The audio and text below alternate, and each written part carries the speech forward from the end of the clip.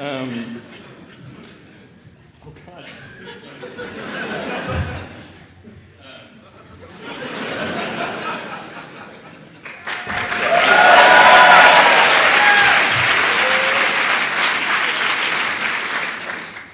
Hey. Anyone from Texas? Hello again. I'm as surprised as you are. We found out just a little while ago that Tracy was sick. We're all very sad. Hopefully she's watching at home. So I put together a theory of evolution in the last 2 hours with a little help from your friend and mine, MS Paint. Because that's all that was available. So you're all college students, so you probably don't have any experience doing anything at the last minute. But the writing may come out okay. The artwork has suffered a bit, but we will press on. I want to give you an evolutionary puzzle that I've worked on a little bit. Maybe some of you have seen this in some of my previous work, which is that it's been well documented that squirrels appear to bury nuts randomly. And it's not really well understood why. They sort of find a nut, and then they bury it, and then they just wait till winter, and they start digging wherever, and they find nuts. This is true. Squirrels are idiots.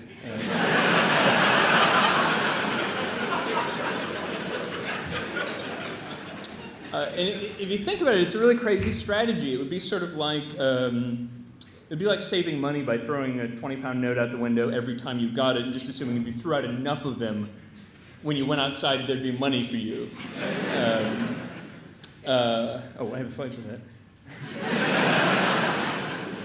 Now, this seems like a bad strategy, but you have to imagine, for the analogy to work, imagine you were a person who has access to a magic money tree.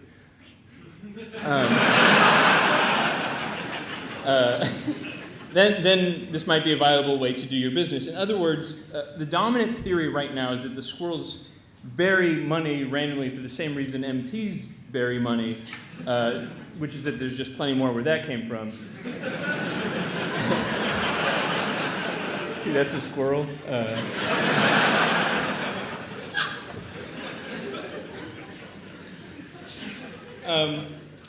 So clearly the version with the MP makes sense, but why would a squirrel behave so irrationally? So I have an alternative I want to propose, which is that trees have evolved to produce acorns so that they look like squirrel heads in order to convince them to bury the heads as quickly as possible. Oh, do I have a... Yeah, he's upset. So this is an MS Paint drawing of an acorn, and there's a squirrel. So there's an acorn, and here is what a squirrel's head looks like in MS Paint.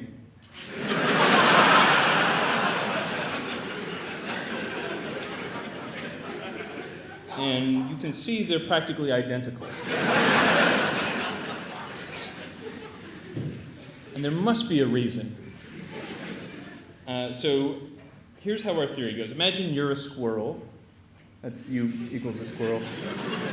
That's math. Matt knows about that sort of stuff. And then you're walking around, you're just minding your own business, and then wham! A head falls on you, a decapitated squirrel head.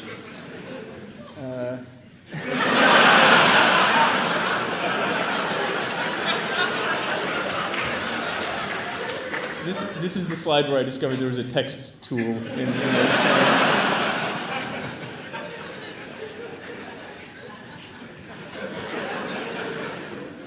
So what do? You bury the hideous, horrible head wherever you can find a place for it.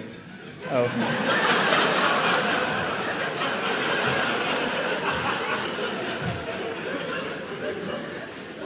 Does anyone know the reference? I'm not going to tell you. What? Which one is the answer?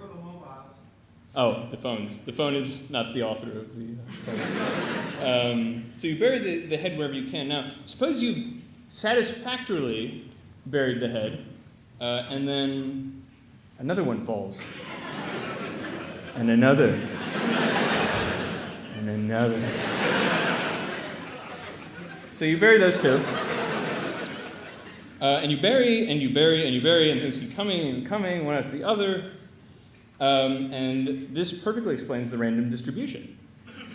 Because if you were a sane squirrel, you weren't yet driven to madness by the constantly falling heads of strangers, you'd probably put them in nice rows.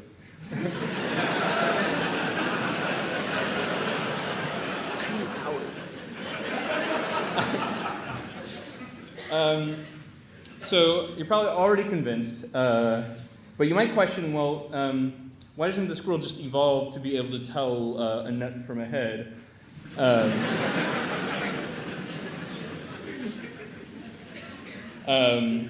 Or why doesn't it just evolve to not care?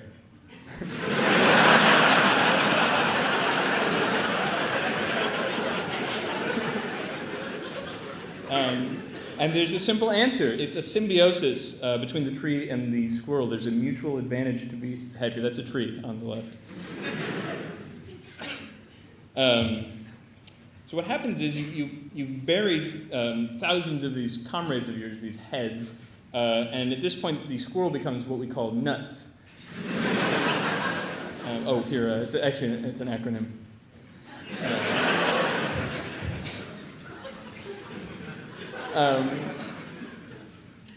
And so since he's nuts, this is sometime later he starts digging up the heads. And eating the delicious goo inside.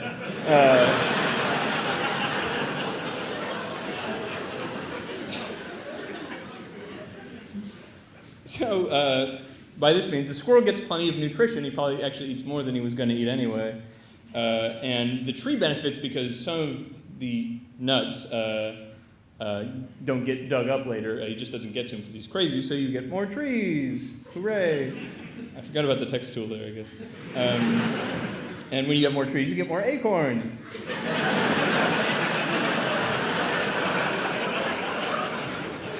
And so that means more nutrition. So everyone's winning. So this explains the unique morphology of acorns.